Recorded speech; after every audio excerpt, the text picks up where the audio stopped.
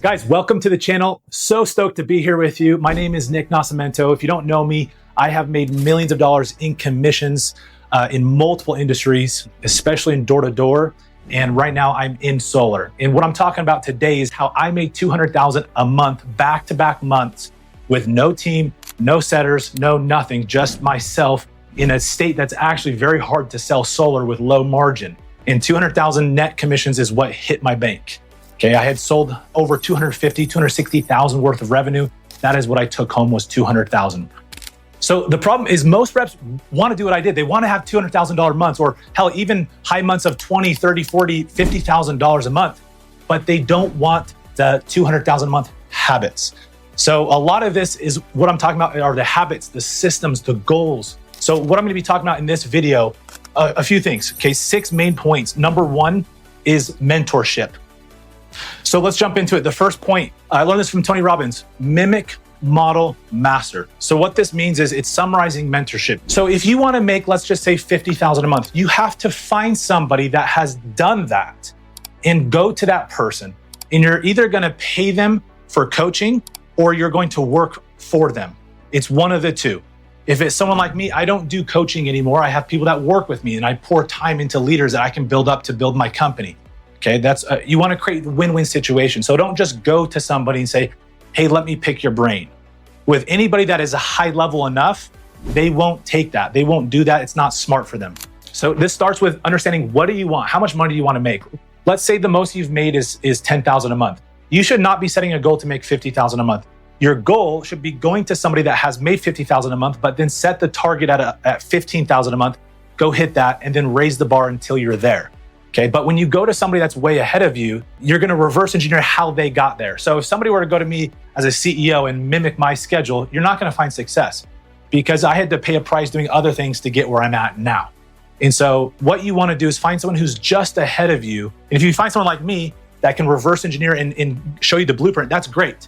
But make sure you go to somebody that is either doing those things currently or has recently done those results. So don't go to somebody who was in the field, who had mastered sales, 20, 30 years ago, and go to them to duplicate their systems and processes, because a lot of them will probably be outdated. So when you find that mentor, most people do not fully mimic and model that person, okay? That's why I put these 2 words here. It's not partially mimic, it's not partially model, it's not pick and choose what you like and what you don't like. I mean, copy, paste. So this goes back to picking somebody that you admire. There's some sales trainers out there, some coaches and executives that I don't admire. I'll learn bits and pieces from them, but my true mentors were people I went to where I copied everything verbatim. This requires a lot of humility, and if your ego is going to get in the way, it's going to block a lot of your success. So you have to check your ego at the door and learn and be a sponge and soak things in from this person. For me, what I did is I actually flew out to a different state and I worked with one of the top producers in my industry for an entire month. I actually made very little money during this opportunity because I didn't have a lot of the training in their specific market. In solar, it changes drastically based on where you sell. But what I did extract was his mindset on knocking, on prospecting, on how he ran appointments. I understood his mindset and his conviction around the product we sold. So although I didn't make a ton of money that month, so even though I didn't learn a ton from this specific mentor, I took a lot of the gold nuggets and brought them back home with me. And that was a big catalyst for me doing $200,000 a month back in my home state in Utah. So the key point with this mentorship to make it work is you still have to put in repetition. Tony Robbins says the 2 things that get you results faster than anything else is proximity to high-level people and immersion, and then repetition. So if you get proximity and mentorship from somebody, but you're not practicing, you're not role-playing, you're not executing and taking massive action, it's not going to help you at all. So take massive action. You have to put in the repetition. All right, point number 2, reverse engineer any goal. So let's say, for example, my target was $200,000. So the first thing you want to do is take the target of $200,000 and you want to divide it, your income target, by what you make per deal. So I knew on average, I was making about $6,250 per deal, which means I would have to self-gen 32 deals. Now, after cancels and everything, from my numbers, I'd have to sell around 35, which I did. And 32 are what moved forward and got installed and got paid out. So you understand the number you're making per deal, divide it by your total target. And that's going to tell you how many deals you need to sell. And then to understand that, then you take the next step further by focusing on the process, not the prize. The prize is the income. The process are the conversations, the appointments set, the appointments ran. And most reps, it's very hazy, it's fuzzy, their understanding about those numbers. And so you have to get very clear on those exact numbers. So for example, for me, I knew I had to follow an exact system. This was my KPI success matrix. So you have setting over here in closing. This was the system, the blueprint I followed to guarantee success. And you guys need to create this for yourselves in your particular industry. Okay, if you're in solar yourself, you can almost copy paste this. So this is on the doors and prospecting on this side. This is in home. The problem with a lot of salespeople who self-gen, they're running appointments and prospecting is their schedule's all over the place. They don't know what a successful day looks like. So for me, I had 4 options of a successful day. I could run 0 appointments in a particular day and close 0 deals, but I could still have a massive win. And it's if I talk to 20 decision makers, qualified conversations, because if I talk to 20, on average, I'd set 5 really solid sets, of which I'd end up closing 2 or 3 the next day or 2. So this allowed me to not ride that sales coaster, that solar coaster. I was consistently selling 1 to 3 deals every damn day. And again, if I didn't, I was still winning. And so this is part of the 6th point we're going to talk about with mindset. But when this is the focus, you don't get in these slumps mentally. I had days where I made $30,000 in one day closing 3 big deals. And I'm driving home thinking, shit, I didn't talk to enough people today on the doors. I didn't set enough appointments. Think about that perspective. And in the days where I had sold 0, I'm like, hell yeah, I talked to 25 people. Even if I didn't get the sets, I still knew with time, if I follow that system, I keep my mindset and my skill set sharp, that I'm gonna win. So you need to follow a system like this, reverse engineer the goal into daily inputs. And then the 3rd point here is you need to build out your schedule. And what I mean by that is actually time blocking. If you study 8 and 9-figure entrepreneurs, they live and die by their calendar. One of my mentors makes $1 million a year, and he literally has 4 assistants, to help manage his time and his calendar. So with this, there's 3 things I advise you put your time into. Okay, number 1 is pour time into yourself. Work on yourself in the morning. Number 2 is pour time onto the business, working on the business. These are things like training, recruiting, scaling. Okay, and number 3 is working in the business. Okay, this is going to be the majority of your time as a sales rep. You are trading your time for money. Even if you're like me, where you're making $1,250 per hour selling, you're still trading time for money. So within the time blocking, it's setting a schedule and sticking to it, because most sales reps, especially in our industry, they work until they achieve a certain result. You want to work until you pass the time and when the project is finished. And the project isn't finished based on how many sets or how many deals you closed or how many appointments you ran. It's finished when you have that input focused target achieved, whether it's 20 people talked to per day or 30 people talked to per day. You want to measure your success daily based on inputs, not outputs. If you do this, you will have much higher outputs than most people. I'm proof. All right, for example, when it comes to time blocking, you want to establish, hey, during this entire time, I am either prospecting or running appointments. Now, I break my calendar up into 2 to 3 hour segments, and I'll set a KPI target from 1 to 3 p.m. where I'm going to talk to 10 decision makers. Okay, that's a big push. You might be slow, you might talk to 6 people. But regardless, you want to have a metric that you're hitting that's 100% in your control in these windows of time. Now, the mindset with this is if somebody, like if you have an appointment and it no-shows or cancels, I was always winning because I thought, perfect, that time that I was going to spend in one home to get potentially 1 deal, I'm now going to move and go set 2 or 3 more appointments in this 2-hour window. So no matter what happened, my mindset was very positive. And I was always in this I'm winning perspective. And I was so focused on the process, I preferred for people to just cancel and no show on my appointment. So I'd call ahead and give them an opt-out. Okay, very successful salespeople do not just show up to these appointments. They are confirming them because they know their value. They don't have to convince people of that. And you'll see this law of momentum build as you work harder, develop your skill set, your calendar gets more stacked, you become in a higher demand for people. So as your calendar gets more full with appointments, the scarcity behind you, so your demand literally increases. So I would show people, hey, look, I don't have time tomorrow night. I might be able to squeeze you in. It's going to be backup. Think about how that appointment is much stronger than just, hey, I'll be here at 2:00 tomorrow. Make sure you guys are ready. So that leads me to my other point. Whenever I scheduled an appointment with a prospect, I would never tell them I'll be here at 1 p.m. I wanted to make sure I had full flexibility to adapt my calendar.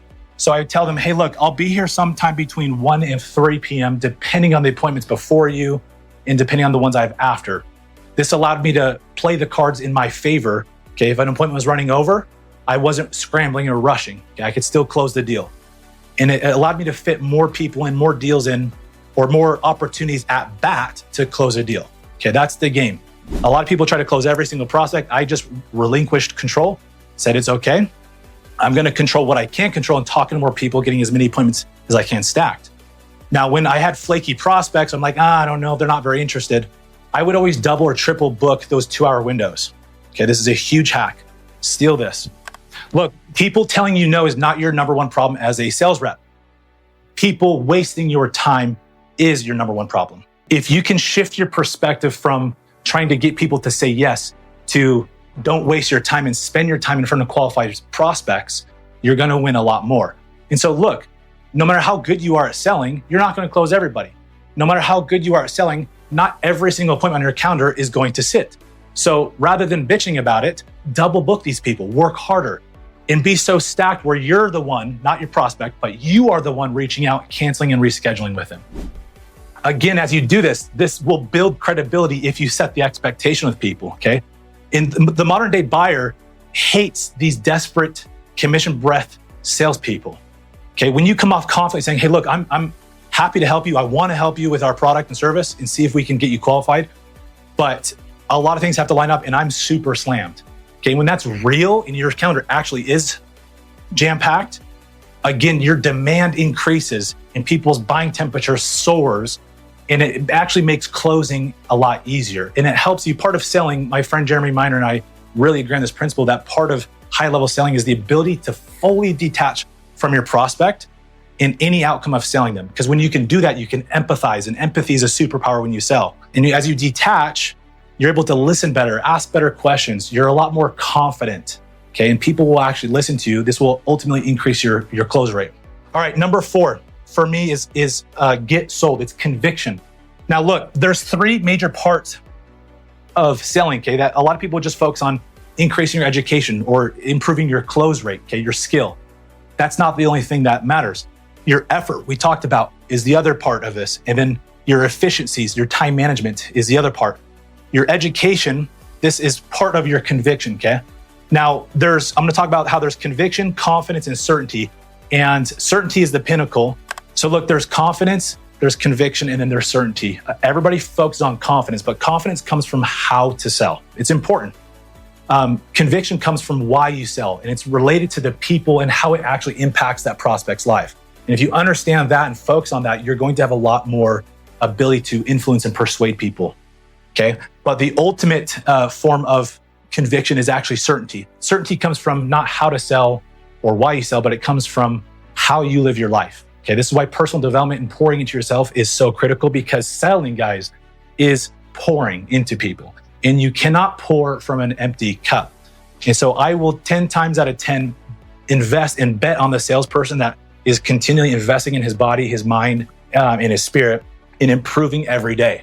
And this does incorporate the idea of sharpening the saw with your industry and your skill set, okay? But I have this broken down. Confidence comes from your product knowledge, okay, and how to sell. And then conviction comes from people knowledge and the benefit and the impact for your clients. And the certainty, again, is your personal conviction. Okay, if you encompass all 3 of these, I have these, you just become this fireball of energy. And energy is everything, okay? Sales is a transfer of enthusiasm. And so as you develop yourself and focus on these 3 areas, you're going to have a lot more people saying yes to you. And selling is an emotional game. It's not logical. And so the emotions are driven from the amygdala. When you speak with passion and energy, because you invest in these areas, people feel that and their brain literally lights up, their amygdala lights up, which is their emotional control center, which bypasses the prefrontal cortex, AKA the overthink part of your brain, and is what drives people to make decisions. Okay, so this is how you can actually take people from, oh, I got to think about this, to like, dude, I had no plan to do this, but let's sign for this $35,000 loan right now. Okay, point number 5, guys, is it's not the skill. It's not how you sell. It's not what you say. I know some of you guys might be thinking, well, dude, what were you saying on the door to convince people? It was simple. I'm like, hey, have you filled out this net metering application? It's to help with utility costs, right? That was how I started my pitch. But again, there's people who are way more talented than me as far as what to say and how to say it. But I achieved greater results than 99.9% of salespeople because of systems, not skill. We've already talked about some of these systems, but I can't stress this enough. Follow this KPI success matrix or some kind of input focused system every day. No matter how many appointments you're running, if you're running less appointments, you have a higher inputs with prospecting. If you have lower appointments, you have less prospecting. If you follow that every day, you're going to win. Okay, we've already talked about some of the systems, but we mentioned how you want to double book your appointments, okay? You want to focus on the inputs over outputs. You want to focus on time blocking and following a certain schedule. As you incorporate these systems, you're going to gain momentum and consistency. And consistency is the key to selling at a high level. So many sales reps have great talent, but they don't perform at a high level because they lack the consistency. So stop focusing on skill and get the systems down, and make sure your systems incorporate a way for you to learn and improve daily. And if you got the other major points first with conviction and getting a mentor and following a system that they've created, you're going to attract the skill as long as you practice every single day. And finally, number 6 is mindset. Again, we talked on this too. The main thing is shifting your focus from what I told you of trying to sell everybody and people telling you, trying to avoid people telling you no and trying to convince people to say yes. Shift your perspective from that to spending time in front of qualified prospects. That is the game. Don't major in minor things. Minor things in sales is taking notes on prospects. It's everything but being in front of a qualified prospect that is interested in a good fit. You want to spend major time in front of prospects that can buy. That is the game. The more you can increase your time in front of those qualified prospects, the more money you're going to make. So shift your perspective, get excited about the no's. If people are not a good fit, you run an appointment and it cancels or they're not interested, great. That's an opportunity to go get 2 or 3 or more sets. You have to shift the mindset, okay? This is not some like happy-go-lucky positive thinking mantra. This is the reality. It's just people tend to see the glass half empty. But if you shift it from, hey, this is how it's half full, that glass fills a lot faster and you'll see a lot more success. So guys, look, the truth is anybody can make 6 figures in sales. And look, I honestly believe most people can even make 6 figures a month, 7 figures a year in sales. You just have to have the right conviction. You have to have the right systems and you have to have the right mentality. Get sold on your product. Get sold on serving people. Get sold on you and how you live your life. I promise you, as you follow this framework that I made, you'll see massive success as I've seen in selling. And if this helped, please don't just watch this video. Apply what I'm talking about. I want to see you guys get success. I get testimonials randomly at different events where people see me, and I love hearing their success stories. Please, if this helped, I'd love if you leave a comment.